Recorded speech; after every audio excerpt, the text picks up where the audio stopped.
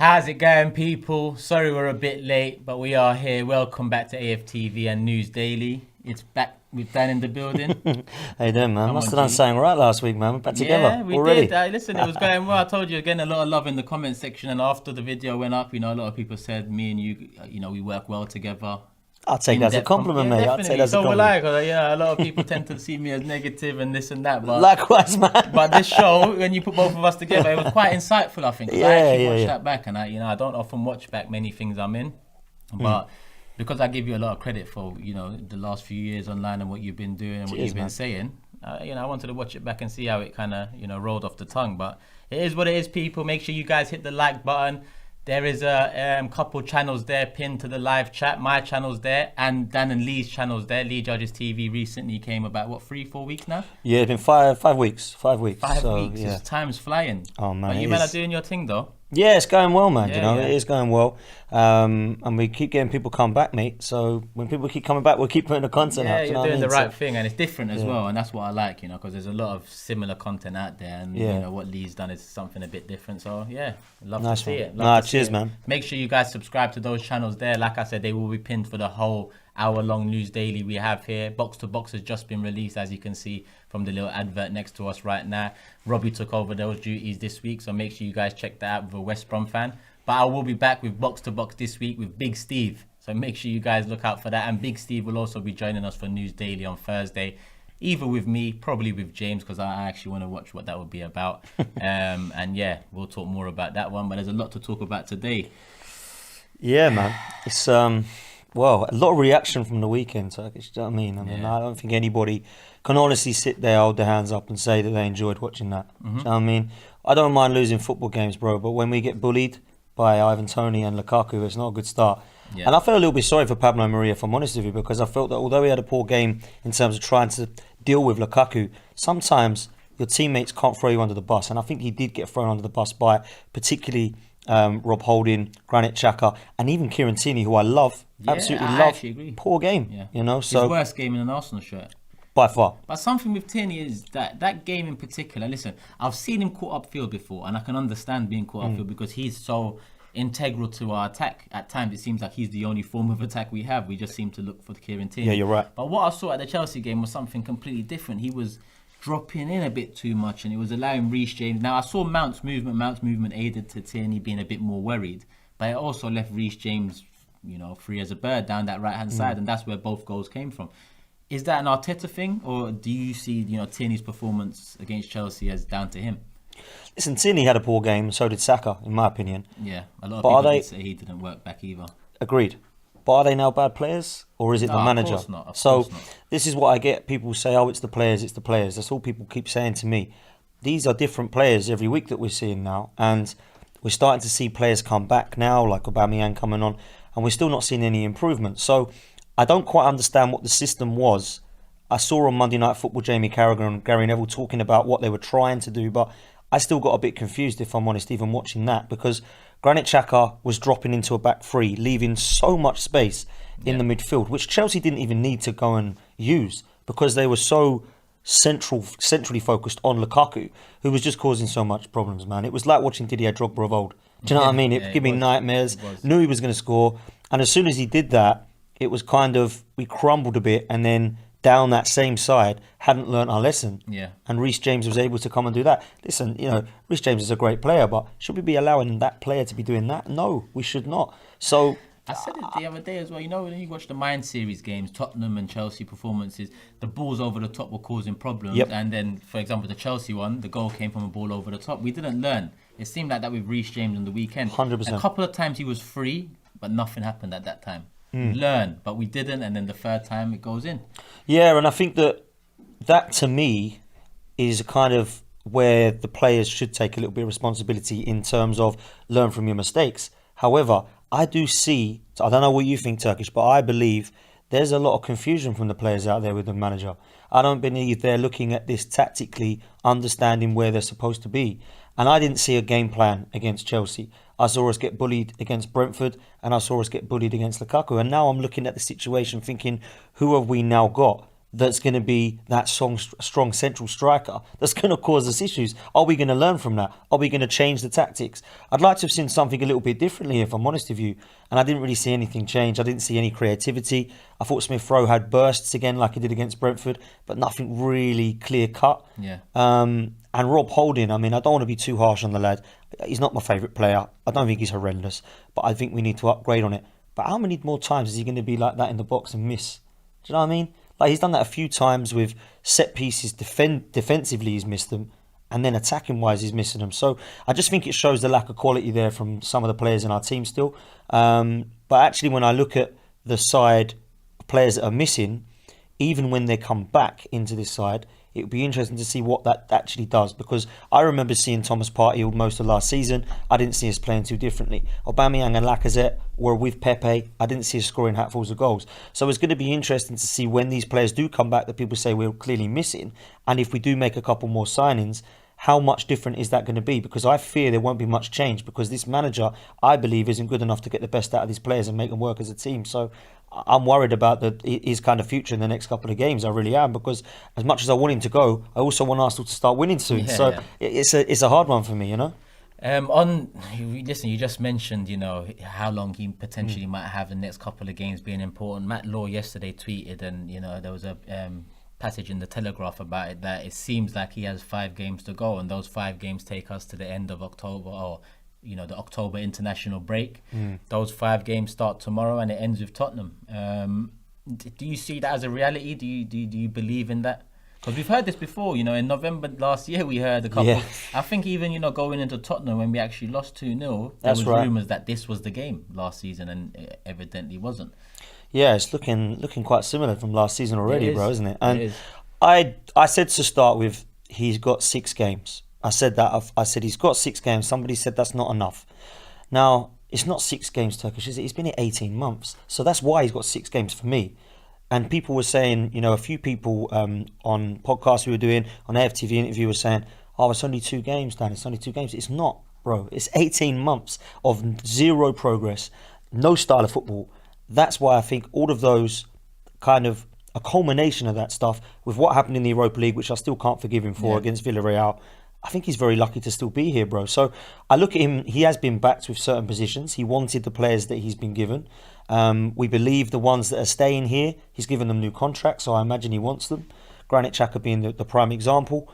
So the Tottenham game for me is not unrealistic to say that if we don't pick up points previously against Norwich and Burnley, keep ourselves in the competition tomorrow night, and obviously look at trying to have a performance against Manchester City, which I don't expect to win.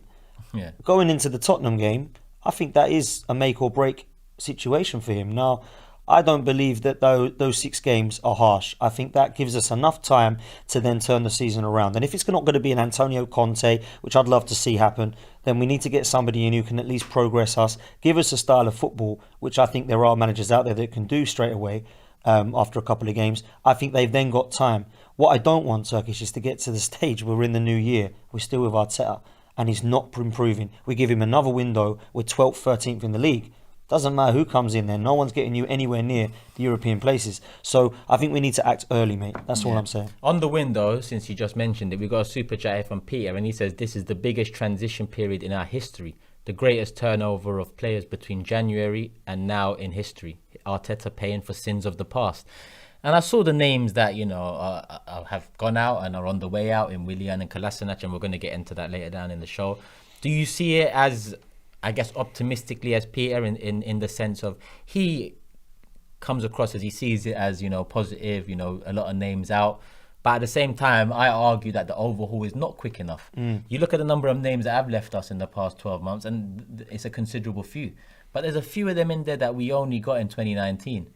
There's still players here in the squad now that we've had to get rid of when we bought the players that we bought in 2019, and 2 years later if you get what I mean. 100%. It's kind of, I'm doing maths in my head, but it's as much as we've got 8-9 players out in the past 2 windows. One of them is Guendouzi, who we believed in 2 years ago. When we bought Guendouzi in 2 years ago, a lot of us kind of had enough of Xhaka already. A lot of us didn't see Nene as part of the future already. So it's all good and well saying, yes, 9 players out in the last 2 windows seems good on paper. When you look into the ins and outs of it, Torreira's another one. we thought he was going to come in and be the next best thing in the middle for us. In the end, he's going out at half price with an option to buy 12.8 mil. How do you see the 9 or so players that have left in the last 2 transfer windows? Do you think it's enough? Do you see it as a beam of light? I think you made good points in relation to our transfers. We're still not getting the recruitment right, are we? You know, I hear a lot of people say, oh, he can do a job. You know, he can do a job. Doing a job is not really good enough for me, because we've seen Cedric come in and do a job. We've seen Pablo Mari come in and do a job. We've seen Willian, you know, brought in to do a job, who has failed. We've seen Lucas Torreira and Matteo Guendouzi come in, and they've done their jobs, and it's not been good enough for whatever reason. I look at some of the players, I feel quite disappointed that it hasn't worked out for them. Saliba, Guendouzi and Torreira are probably free.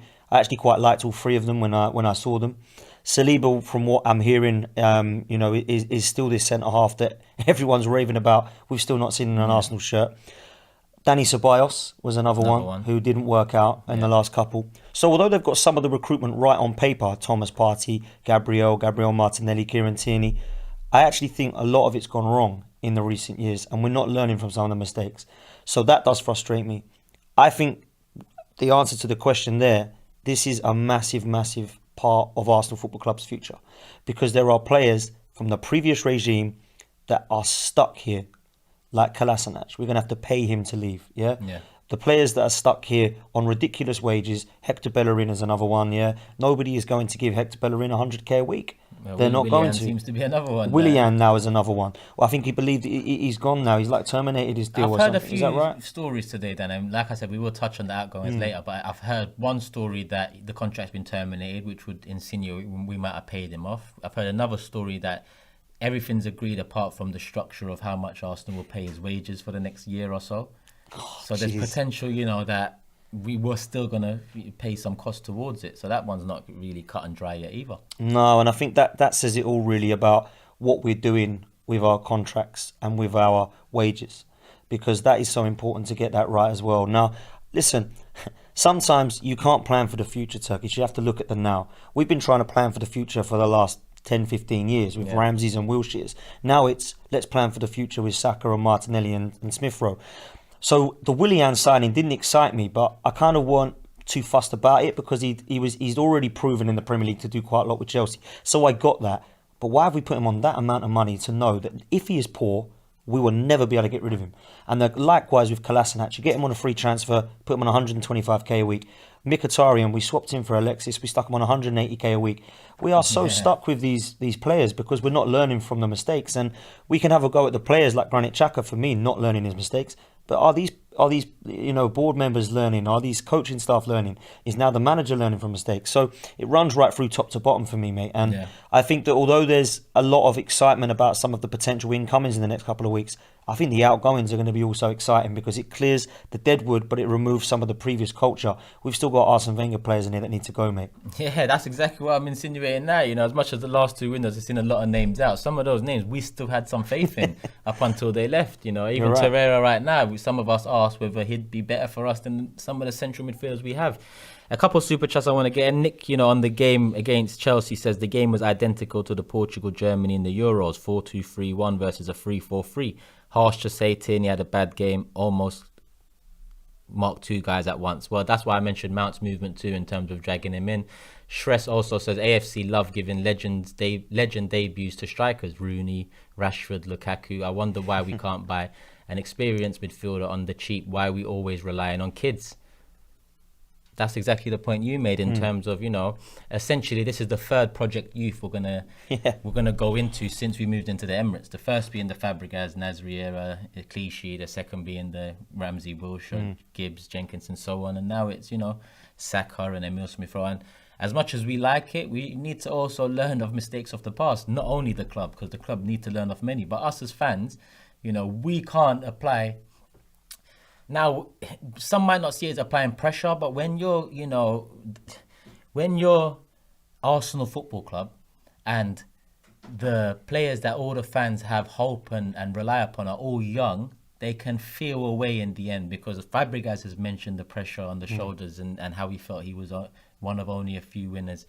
Look at what happened to Wilshere and the amount of games he had to play. We've had 2 examples there of different circumstances where youngsters have not fulfilled their potential at the club, to say the least. So you're right to ask about this next project and how it's being sold. Arteta has made comments that I'm going to go into, ahead of the West Brom game and whatnot. I do want to bring it back to, Matt Law's words. We kind of talked about Tottenham and the similarities to last season. But how big is tomorrow for Mikel Arteta and not necessarily for Arsenal Football Club, because the League Cup, for me, is still the League Cup. I've never really been a fan of it. I think, one domestic cup, and I rate the FA Cup highly, is the one I really look at. But when you lose your first 2 games of the season and an international break is coming just after Man City, you need something from somewhere. So, how big is this one for Mikel tomorrow? Well, normally I'd say rotate, give the kids a go in this competition, because I'm like you. I'm a huge lover of the FA Cup, and obviously the importance of the Champions League or the Europa League or European football normally takes precedent. But I look at this situation now and I say you cannot start playing your kids in this competition, because you've got 3 competitions, one of which we are not going to win because it's the Premier League. You've got 2 competitions left to try and pick up some silverware. And yes, we prioritise the FA Cup, but that don't start till New Year. Yeah. So at the moment, there's only 2 to worry about. Actually, fair. there's only You're 1 right. to worry about. Yeah, it's fair. And it's tomorrow. So that's why I think it is important for him. And we need confidence, and winning breed confidence, mate. And at the moment, this manager needs something to lift him. And the fans need something to be lifted about at the moment. The whole club does. So beating West Brom is not gonna give us belief that we're gonna then go on a run. But I think it gives us the opportunity to state that we are still in the competitions and we're not out before even the big boys get in it. Because that's the difference, mate. At the moment, we're now seeded. They're that far below. We're now in this competition for the first time in this round, I believe. Running the risk of going out before we usually enter. Precisely. So I think it's huge. And, just one thing to touch on before we do move to the next thing. You mentioned about the youth. I think it's important. Yeah. The reason I believe youth have a chance back then in the invincible season, the likes of Fabregas, the Van Persies that came through, was because they were looking up to the Thierry Henrys, Patrick Vieira's, Dennis Bergkamps. The reason that I feel the next generation was exciting was because they were surrounded by the Fabregases, Van Persies that had all learnt off of those individuals. That's now done. And had that desire to win, the inner. They had fire. the win. They'd all were winners. So we have a young crop of players at the moment, and I think that's exciting, and it's probably one of the only positives. My only worry, Turkish, is they have not learned off anybody. Yeah. They're learning off Hector Bellerin, Granit Xhaka. Do you know what I mean? Lacazette.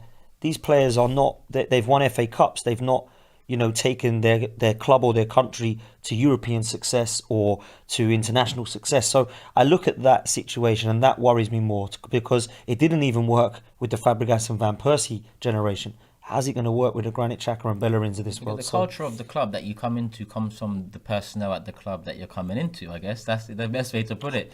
And if you're coming into the the Invincibles and a few of those players, you know what it is already. Before you even step in, you're nervous, you're worried, and it's high aspirations. And you walk into the Fabregas and Van Persies again. There's a desire there. There's a winning inner feeling to succeed and develop and push on. And by their moves in the end.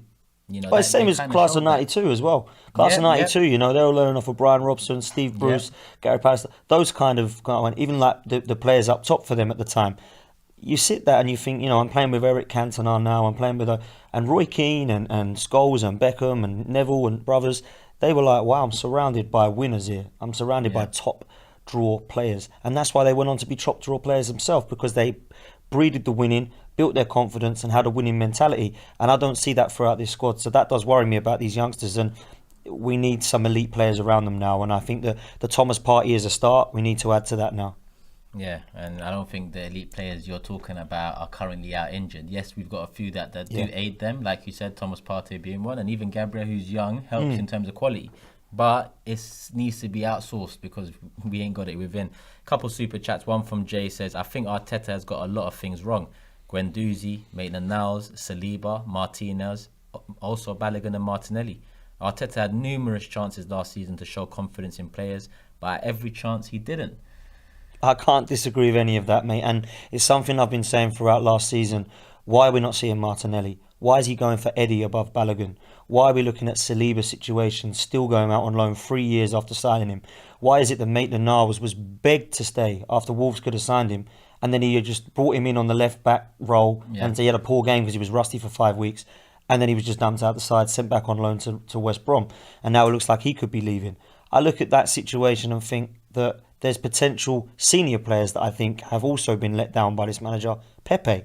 I don't really think that we saw the best at the start of the season of Pepe. We saw it at the end because he had the confidence right at the end.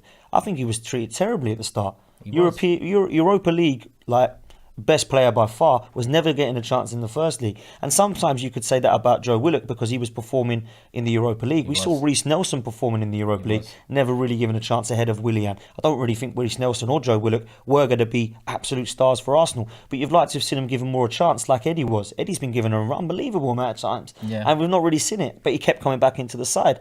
So I think that's a fair comment, mate. I think it's a fair comment. Yeah, and we've got someone here saying, Turkish, you were saying the other day about Fabregas saying he was the only winner, so those young ones weren't surrounded by winners.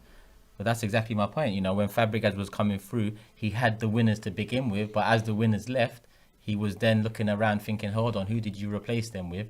You didn't essentially replace them. You thought, I'd be the next leader. And as much as he wanted to be a leader, you could see that in some of the games. You know, he was a good captain for us, even at that young age. We didn't surround him with the right people. AS here says, hi guys, I saw online today that Wenger was at Liverpool presenting awards to Van Dijk, etc. And in the comments, you had Arsenal fans asking him to come back. Just want to say, he's not the answer. A couple have said that over the course of the last, couple months, even to me, out and about on watch-alongs and today and in the comment section of this video. Apparently, what's your thoughts on Arsene Wenger making a return? Maybe not as a manager, but anywhere at the club.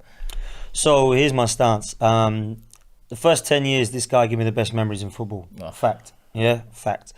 But what he also did was in the last 10 years give me some of the worst memories of football. So, and that's also a fact. Yeah, and that's also a fact. So I think good things come to an end, and I think it was time for him to leave. My frustration is that the board and the owners have got the appointments wrong.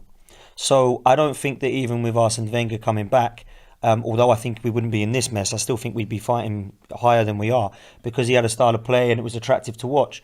But unfortunately, there wouldn't be no Thomas Partey, there wouldn't be no Gabriel, because we've already seen it with the Scalaccis and the Stepanovs that make do, and the Nilsons and Diabys. So names just roll off the tongue. Yeah, it's so many. So maybe Diaby's harsh. I actually quite rated him. It's just injury problems, but you get my point. I think when you look at the Arsene Wenger situation, him coming back now would be a massive backward step for this club, and it would be a huge, huge worry for the future. Because if you're going back, that's why I've never been a fan of getting players back. Yeah, when Ramsey come back to Arsenal, I don't want that because we've already seen what he can do. Great player, but is he going to move us forward? No, because he's proved that we need an elite player, not Aaron Ramsey, who could get injured again. So I don't like this coming back to the club and trying to prove yourself situation. And with Arsene Wenger, I think that although we'll see the style of football that was perhaps attractive, you know what's going to happen at the back. We're going to be leaking in goals. Yeah. So we're going backwards there, Turkish. I think we need to bring in someone new with fresh ideas. 100% agree with everything you said. At times it feels like we forget when we initially got frustrated and started kind of realising what's happening to this club. And that was within the top four. A lot of the fans realised, hold on, these owners and this club, all they want is top four finances and, they're happy with that. We dropped out of top six. It cost Wenger his role. But now it seems like top six is being viewed as an achievement. Yeah. When in reality, I can understand, but you have to, I can understand why someone would deem it an achievement from where we are right now. But in all honesty, when did that change from, the amount of pressure Wenger was under? Because like you said, Wenger gave us, the best and the worst. So he had a lot of credit in the bank. And for us to turn on him, surely we didn't do that and want that. To 3 years later be, saying to ourselves, Europa League is an achievement for us. Well, they say, don't they, that you don't realise what you had until it's gone. And the reason I half agree with that is actually because we were guaranteed, apart from the last season he was here, to be in the Champions League, or at least Europe, right?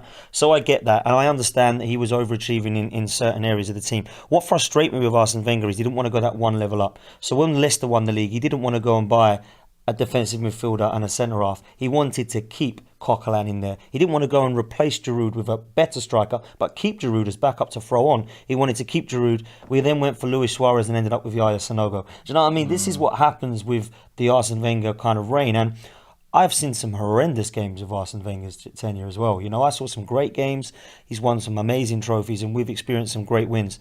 But let's not forget Boxing Day 4-0 at St Mary's, yeah? Let's not forget being 4-0 up at St James's Park and drawing 4-4. Let's not forget the 8-2 at Old Trafford. Let's not forget the 6-3s against Cities and the 5-1s against Liverpool, because that was his style of play, you know? Yeah. Leave us open because we might be able to score. And it was a score one more than you that I got frustrated with Unai Emery as well, because it was kind of similar. Yeah. So we needed to have that balance, and a lot of people are saying that Arteta's good defensively. I'm not so sure of late that he has been. No. We've been so poor to watch attacking wise. So we need that balance, and it is hard to get that. But somebody like an Antonio Conte or Diego Simeone, they don't draw games 0-0. They win games 2-1 or 1-0, and I'd take that all day long, mate. 100%. All day long. 100%. Listen, before Wenger, it was 1-0 to the Arsenal. You know know, it. we've had different periods Yeah, and you different know. styles, and whatever brings a winning culture and atmosphere, I'm all for it. You know, whether it's boring Arsenal or whether it's electric, Arsenal compared to Brazil, Wenger times. Yeah. I don't mind either way. Shress here says Arsenal didn't leverage transfer period. We could have bought good players on the cheap, as La Liga clubs, Italian clubs, all facing financial difficulties. Sad. Well, I guess so. But then, look at the Locatelli one, for example. It seemed like Locatelli held out for Juventus, and in the end, it looked like it turned us down, essentially, because for 35 million is someone we could afford. And Sassuolo, it doesn't seem like they're getting the 35 million up front, albeit they'll probably take out the loan, which they'll make Juventus pay for when they're ready. And that's how it works now. They do get it up front. When it's all good and well trying to leverage good deals, but when you are in the position Arsenal are in right now, good deals are not that easy to find. And that's where we've slipped up over the last 3 years, because now it's gone so far in terms of where we've fallen off to. We haven't even got, that memory of, a couple of years ago being, well, not a couple of years ago, a few years ago, Champions League, Europa League's going to be, a distant memory this season as well. Yeah, and you know what? It's funny because I remember going to Champions League games Tuesday or Wednesday night against, let's just say, like Qarabag or Ludogorets. I used to think, oh, come on, like let's go. I said to my dad, let's go. Might as well go, and it's support the team. It's all, man, I'd love to go to them now. Yeah. Imagine a Tuesday or a Wednesday night, Yeah. and sometimes you forget how good it was. You know what I mean? The music and the atmosphere, Yeah, and the buzz, atmosphere. And getting through that group stage, wondering if you're going to get Barcelona, AC Milan, or Bayern Munich. We used to be like, I don't want them. I want a Porto or I want. Yeah. Do you know what I mean? I want a Monaco, and we got a Monaco, and then.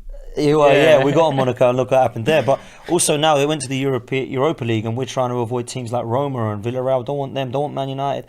Like, look how far we're dropping. And now, and now people are saying it's going like this. Slowly but surely, what I believe they want to do is happening. Saeem says 2-3 players are leaving, so I think we'll bring in more players, but we can't attract big names right now to surround the youth with.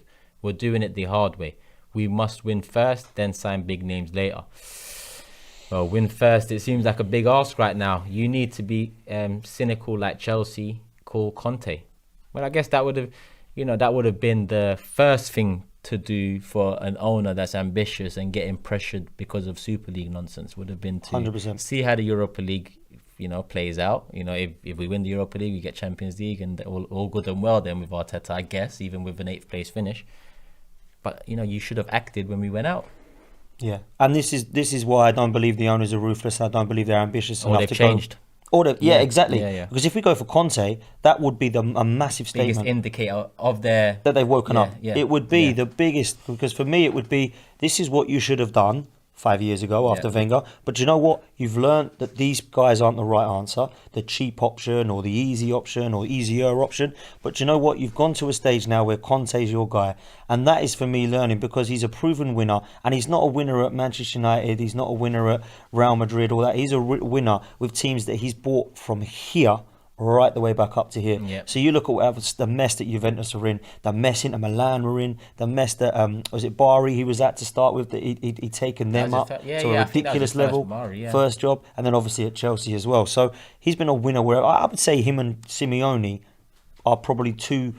I would put them above Guardiola and Klopp. That's how highly I rate them both. Yeah. Well, I've always rated Simeone, and I think I put Conte up there too. And I always look at Simeone for the past few years, and Conte now added to that list. Well, the list only entails them two, as one of two managers that can come in and disrupt this whole Klopp Guardiola dominance. Tuchel might do it this season, but Chelsea are very much run by their owner, I think, and As much as managers come in and out, you've seen success from Di Matteo at times, and then you've seen success from Ancelotti. So at Chelsea, I think it's a bit different. Whereas I think for an Arsenal, or dare I say at Tottenham, trying to put these managers in Simeone and Conte demand the best. Yeah, they do. From above and, personnel, playing staff. And that's exactly what we need. It is what we need. And they need to come in and they need to be ruthless. That's what we need now. None of this, we're going to keep Granit Xhaka for 5 more years.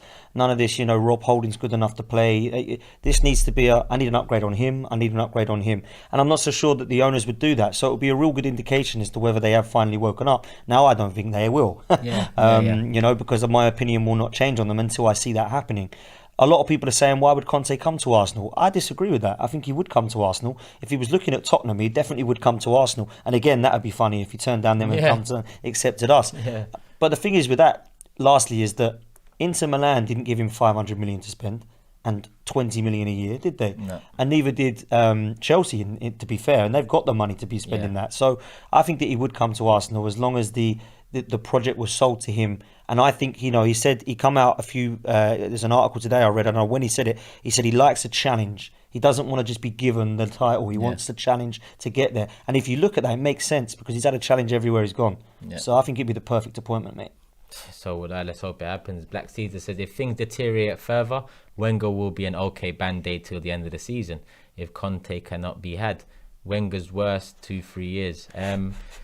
Wenger's worst greater than the last 2-3 years. My thing with the band-aid is too many band-aids and too many opportunities for full-blooded surgery that we have missed. And by full-blooded surgery, I mean, a Conte would be a kind of a surgical appointment in a sense where we can believe that something's changing. Maybe the holes are going to start being stitched up for us. I saw Klopp as that years back. I saw Pep before he came to City as potentially that post-Wenger. I thought, Wenger's very well respected and he might have a word with one of them. It wasn't to be. It didn't end in the way we would have hoped. But we've missed out on 2 managers, essentially. Massively. You can laugh now because, how far we are off them teams and how far we are off, those managers. Mm-hmm. But Conte, like you said, spoke to Tottenham. I think it was an issue of ambition that didn't, put the deal through.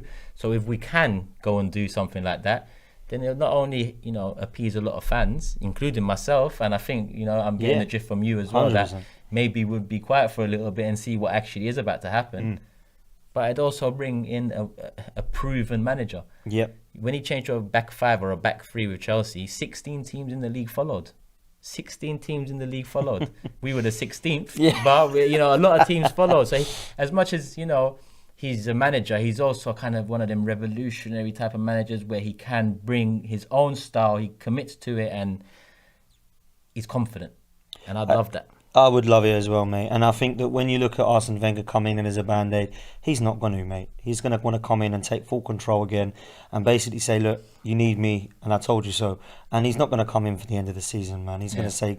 And if he does come into the end of the season, let's just say he does. I don't think he will for a minute. If he does, he's going to get us to a level which is better already and say, look, approved, you've got to keep me now. And the Cronkies will say, stay. Yeah, so that's why I don't want him. Nick here says, Ty said nobody has the right to success in football, but nobody has the right to failure either. Arteta and more importantly, Arsenal need to do better.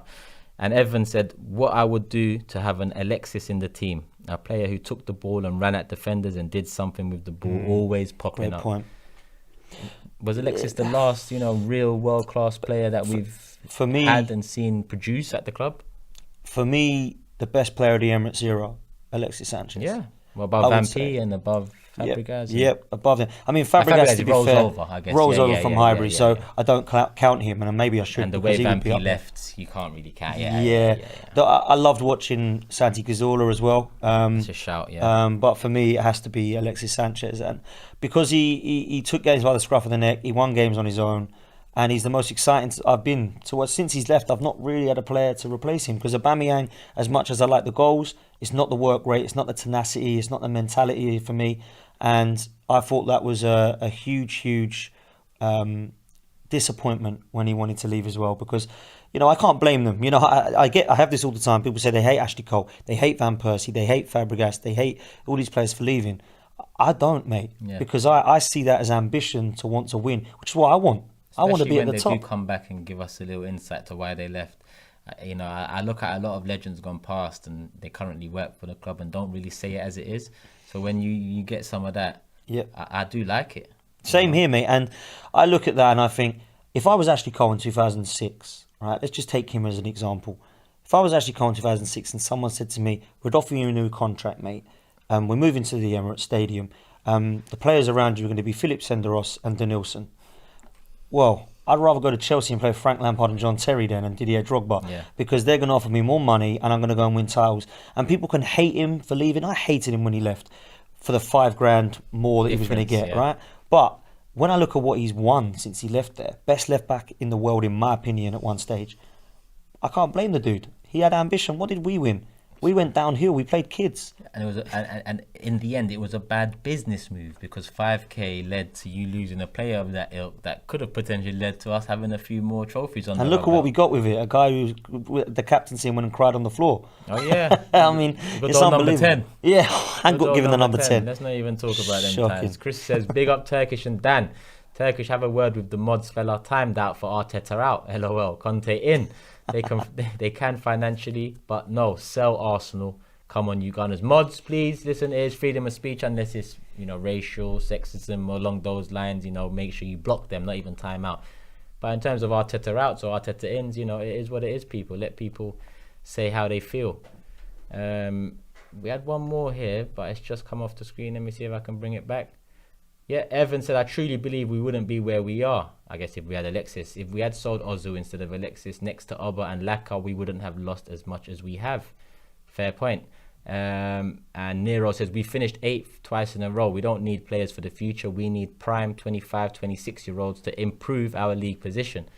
Basuma, Maddison, etc. Overall, before I do continue, there's 5,000 people in the building. We're not even on 1,000 likes yet. Let's get the likes up to 1,000 people. And just to remind you guys, there's a pinned message in the chat. That pinned message has my channel and Dan and Lee's channel, recently up and running last 4 or 5 weeks. A lot of good content. Make sure you guys go over and subscribe to both channels there. It's in the pinned message in the live chat. And I do want to rein it back in a little bit to tomorrow's game and a bit of I guess injury news from Chris Wheatley. He said Gabriel's back in training. He didn't use the word full. He used the word full for Laka. Laka is back in full training. Okay. So I'm not sure whether that insinuates he's more likely to play a part. Eddie Nketiah, not Eddie Nketiah, that's the transfer news. And Bellerin is being assessed. Now with Bellerin, I don't really understand it. Is he being assessed for the game, or is he being assessed for an exit? Which one is it? Well, it's frustrating to hear when you see that. I mean, I saw Bellerin in pre-season, I saw Willian in pre-season, I saw Kolasinac in pre-season, and I'm not quite sure why we did, if I'm honest with you. I'd rather have given some of the youngsters a go. But as far as the team is concerned, I think it's great to have players back. Players that are going to improve the first team is important to me. And whether you want him to stay or not, I'm a little bit on the fence still. Lacazette improves us, in my opinion. Top scorer last season. Aubameyang at the moment. So I'd say Lacazette's had 2 days of training then. Would you Well, I mean, depends how he's feeling in terms of his actual sickness. And how bad it hit him. Yeah. Aubameyang looked quite sharp, I felt, when he come on. I know it wasn't great to see the game, but I thought he looked good. I don't think he's lost pace. People are saying he's lost pace. I don't see that. I just don't see us opening teams up anymore to see his pace. Exactly that. Obviously Gabriel is a huge boost. I think he is our best defender. I do. I've not seen enough of Ben White to believe that he's our best defender, so I'll stick with Gabriel for now. So that's good for team news. I want to see a strong team, Turkish. I don't want to see youngsters. I don't want to see the Miguel Azizes and the Charlie Patino's coming in. I want to see a side that I believe is ready. I'd be happy to keep Lokonga in there. I think he's been great the last few games that I've seen him. I think he's been a bright spot. Would you have said this before Brentford? If I asked you about the West Brom game, would you have said you want to go in with the experienced players, or do you think the first 2 hours have kind of led you to? No, I would have said it because of the situation of no Europe. I would have said it because of that. I think they can afford to play and then have their break. International break around the corner anyway. Exactly that. They're not going to be burnt out. So I'd be playing a strong side. I'd be playing a very similar side of what we've seen. I wouldn't change too many positions. So I'm expecting a strong side, mate. Let us know in the comments what you guys expect to see tomorrow against West Brom. Arteta did also insinuate that he will be a strong side. I've got a bit of the transcript from the interview earlier. I'm going to go through a bit of it because there is a lot of word in here, and I do, take time into consideration, and also battery power too. We're on 9% out here. I'll have to move to my phone if the laptop dies. But the one I want to pick out so far is on the performances so far. He said, I think there were two different performances against Brentford. The first 15, 20 minutes, we didn't have anything. We conceded from a second phase. In a corner, you get momentum, and then we struggle to already is too much words for my liking in terms of, I will continue and just have some respect here. We had total control of the game. I think we had 23 shots. Yes, we had the most shots that game week across the whole of the Premier League, but we was also one of 5 teams not to get any points or score a goal, I believe. Yeah, I'm fed up of the kind of excuses, if 15, I'm honest. 20 minutes here and the 10, 20 minutes there, and the second half 1 year or the first half another year. And then, we had 9 players out. He said the other day, we haven't got 9 players out. We might have our 9 players out of 25. We haven't got 9 first team players out, have we? Yeah. So that's a different thing. I don't like the records he's breaking. I don't like this lack of style of play. I don't like what I'm seeing in terms of his tactics. I don't like his team selection. I don't like his substitutions. So I'm not a fan of this guy. And anything else? Yeah, that's my problem, Turkish. And people say that I'm harsh on him, and maybe I am a little harsh, but I don't really blame. I think he's doing his best job. I just don't think he's good enough. Yeah, that's what it is. Which, in a sense, me and you both know is not really his fault. He shouldn't be in the role. Yeah, exactly. But when you've been given the money and you've been given the time and you've had all the lyrics and the bars in the world over the last 18 months, it does turn to you. Yeah, and I know he's asking for patience with the project. I've been pretty patient with him now. Yeah. I've been patient for the last 16 years, but I've been patient with him now. And I think that 18 months is enough to implement a style of play, have the players that you want in free transfer windows, and understand to learn from your mistakes, or at least set up differently in certain games. I mean, for example, 3 at the back against Chelsea worked in the FA Cup. We haven't seen him revert back to that even after losing games. So why is that? And I'm not seeing him learning enough, and I'm not seeing any progress. I think I read something the other day. It's above 200 million spent since he's come in, and I think he's had 8 contract renewals in that time as well. 5 or 6 players, which we always. So it's his team now, Yeah, it very much is. We've got a few super chats in. One from Dangel says Arsenal would look good on a Frank de Boer coach. The Ajax school and its Dutch culture and expertise could give Arsenal a fresh and interesting start. Conte has a completely different spirit. But, when your team lacks spirit and you don't see no identity, you want a completely different spirit.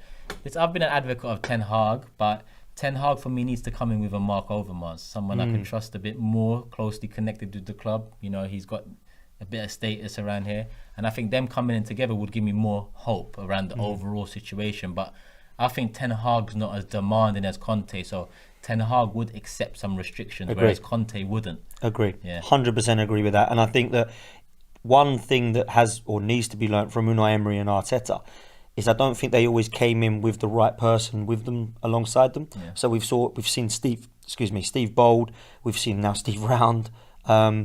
I think that if, like you said, if Ten Hag was to come with a Mark Overmars, not only does he know Arsenal, he knows that style of play and like the back of his hand. So he is somebody that I would look at for a kind of younger coach that's going to look to implement an attractive style. I'm not so sure that he's the right appointment, but he would be one that I would prefer over Mikel Arteta 100%. And there's other names, isn't there? Gasperini, even Graham Potter has been mentioned. I actually love what he's doing at Brighton in terms of style and tactics. I really do. Yeah. So do I. It's just literally that bit that Conte has where I know 100%. Him and Simeone ain't going into no meeting with Kroenke or Vinna, whoever, and demanding any less than exactly what they want. And that's the best. Yeah, I'm with you, man. Shress again in the building says AFC fan base is huge and loyal. Most to attend matches across European leagues, pay highest ticket prices. Is it wrong to expect top managers and players, Arsenal Football Club? ? And that's my thing on it. A lot of people do say you act entitled and, like you've had your glory period. It's all good and well saying that, but number one, when you're sold a dream about moving into Emirates, that's number what it two, is. when you pay the amount you pay, number three, when you see the amount of merchandise and the amount of PR and commercial stuff this club does over the actual bread and butter, which should be the football. No wonder. And I think the fans have been a bit gullible, if I'm honest. And I was included with that. Yeah, I was included with that. Every single one of us. None of us on the day we moved into the Emirates said this is going to be bad. None of us. So did. we was all fooled at one point. whether it's 1 day, 1 year, 10 years, or even up until now. 100%. You know, so we have all got to take some account, and I personally asked the board and owners to take a lot more account and ownership of the mistakes they've made. I think the fan base has got to look at themselves as well to finally unite and align with each other, but I think we're a long way off that. Brandon says 5 games too many regarding the 5 games to go, but it's only second game of the season in quote marks. He's had 18 months, signed 13 players, handed out 8 new contracts. He should be at the job centre already. Bang on, mate. I could not agree with that comment more. Yeah, absolutely spot on. When people ask me like, how long do you give him, and my thing is, for me, the countdown was in November, December last year. So imagine the countdown is 5, 4, 3, 2, 1. It gets to now. So it's probably like minus 290 now, because I've had to count backwards, and we're coming up to the 365 again soon. Yeah, you know it, man. Yeah. I can't answer that question because it should have happened already. Yeah. So true, man. Bob says Kroenke is too complacent. Forget about the 130 million we have spent. Heads should be rolling even if we forget Arteta. Also, thoughts on Joachim Low if no Conte, and Di Lorenzo for right back. Joachim Low has been touted a few times. I think that's just for me, I haven't seen, no club level football management from him. And again, I just feel like he'd accept the circumstances. Arsenal's a massive club. We're not a great club. We are a great club, but we're not a great performing club right now. So I think Joachim Low, he'd accept certain circumstances. And not for me, because it's a huge risk. The international football is so different to club level. We've seen that with Wenger and Eriksson and other managers in the past. But I believe that would be a huge risk. Listen, it's going to be, to be fair, it's going to be a risk whoever we appoint. It is, 100%. Of course. It's like the same with transfers, whoever you buy. But not for me, Joachim Low. I seen, Russell the other day. Yeah, I know Russ. Yeah, Russ, he knows what's going on at this club. I see him tweet the other day. He said something about, he's very pissed off with Arteta, but he said something, well done, that the Kroenkes are going to get another 2 years because the next manager is going to get time. The fan base will believe it's fair to give more windows and more opportunity, whilst the guys above are smiling yet again because they're getting away with it. And it's true, because someone asked me the other day, would you rather sack Arteta or remove the Kroenkes? I'd rather remove the Kroenkes, because you know what will happen? Somebody with ambition as an owner would say, don't give this dude the job. He's not ready. Let's get him out and bring somebody in. So if you get rid of Arteta, you've still got the same problem. He's probably going to bring another Arteta in. So that's the big fear I've got and the worry. And to want the guy gone, trust me, I do. I don't want Arteta at the club. But who are we going to get in? That's the question mark. And that's why I want to see that they've changed their identity and they go, right, we want Conte now. Yeah, it's true. A lot of people are still wondering whether sacking Emery was the right thing, looking at the position we're in now. So there's a lot of mistakes, this ownership are getting away with in the last 3 years, let alone prior to that, and with Wenger's name attached. Robbie says we should have, and not the Robbie from this channel, but Super Chat says we should have had Brendan Rodgers bought from Celtic, and the arrogance of some fans saying he wasn't good enough coming from the Scottish League. I wasn't arrogant with it, but I wasn't necessarily most vocal about Rodgers. I just feel like Rodgers, when push comes to shove, I take myself back to, when I was frustrated with just top 4 and not kicking on. And Brendan Rodgers a few times has been in positions with Liverpool and with Leicester where they've been in good positions and they've fallen at the final hurdle. Yeah. And at Arsenal, I believe, we need a manager now like a Conte, like a Simeone, where we know 100% that man will demand the best. I keep on saying it, but Rodgers, I think, again, will be more than delighted to be manager of Arsenal Football Club. He would absolutely love it. And the thing with Brendan Rodgers, I think sometimes we're snobby. We have been. I think we have with been. Players as well. With players as well. Yeah. And you say Graham Potter and people go, oh, I don't want him, he's at Brighton. But, George Graham was at Millwall. Wenger was at Krampus 8. So, so we've got to look at what's happened previously. Different era, I get that. But I look at the situation with Brendan Rodgers and I think he does implement a style. He's definitely a good manager. But is he going to take us to the next level, at the elite level? And I'm not so sure he will. And I know that might not be in 1 or 2 seasons that we get to that elite level. But if there's a manager to do it, it would be Antonio Conte, because he's done it before. So that's why I go for him ahead of Brendan Rodgers. And you could give him the time. 100%. Regardless of how it might start, you can give him the time. Karen's asking, is the current squad good enough to get top 4 with a good manager? Or is it a case of better investment? I'd try to get Leicester scouts and director of football. So do you think with another manager coming in, okay, let's say Conte comes in after Man City game, we start Norwich with Antonio Conte, same squad, transfer window's over. Do you have faith for top 4? We give everybody a game in that league with Antonio Conte. Now, it doesn't mean we're going to be guaranteed top 4 because it's extremely difficult. Do you think that? I get you, but I question the mentality and character of a lot of these players, and you need strong mentality and strong character to work for Conte and do some of the things that he asks of, and that's what worries me about immediate effect. Do you think he'd manage to turn around a lot of these players? I think that the reason I say that he will is because you've got 4 or 5 that have bad mentality, and I think that is being shifted, and we're looking at the culture being removed, and I think we're continuing to do that. The reason Antonio Conte does that is because he did it with Chelsea, where they had some bad people there that did not want to be there, and he won them the league. He's done it with Juventus, he's done it with Inter Milan. They had some horrendous players in Milan, and he got them there. So I think he's proven that that's okay. The other thing about it is top 4. I mean, I'll answer it quickly. Backwards, Leicester, best well-run club in the league, 100%. So yes, of course, we'd like to be like that. To answer the first bit, do we get top 4? I think we get as close as we can to top 4 with Antonio Conte, and we get further away from it with Mikel Arteta. And I go through the team, and I think that West Ham, Leicester, Everton, are they better squads than ours? They've got 5 or 6 players I'd have in each one, 100%. But I don't know that they are. I think that they look at our squad and go, I'd take 6 or 7 of them Arsenal players. I think they would take Thomas Partey, Kieran Tierney, Gabriel, Martinelli, Smith Rowe, Saka, Pepe, Aubameyang. See what I mean? So that's what I would say. So I think that Antonio Conte gives us as close as we can to top 4 if we get him. Joe is here echoing, thoughts I had the other day. We should have been spending 129 million 4 years ago. It's too late now. And the reason I said that the other day is because, it's all good and well saying 130 million, the most we've ever spent in a window, more than any other club. But when you look at what other clubs are doing with similar money on 1, maybe 2 players, and we're going to get 5 for that money, I get completely what Joe's saying. 4, 5, 10 years ago, 130 million does damage in the Premier League. Now, essentially, it keeps you running. Well, we haven't improved our first team by spending it, so we need to spend another, crazy. I reckon. It's crazy. Madness. And Rich says, big up, bro. Honestly, at this juncture, I just want him to go now. Enough is enough. A lot of fans, have had enough. I get that. I get it. As much as I try and divert it to Kroenke, I get it. Arteta's done enough now. Edu's done enough now to shoulder a lot of what we're seeing. That weren't too great. That weren't too great to watch either, was it? Edu and his daughter. Oh dear. Was that his daughter with him or his wife? I was his wife. Yeah, in the video, you mean? Yeah, in the video, someone had got up and said. Yeah, someone shouted over Edu. What did he say? Are you happy with that?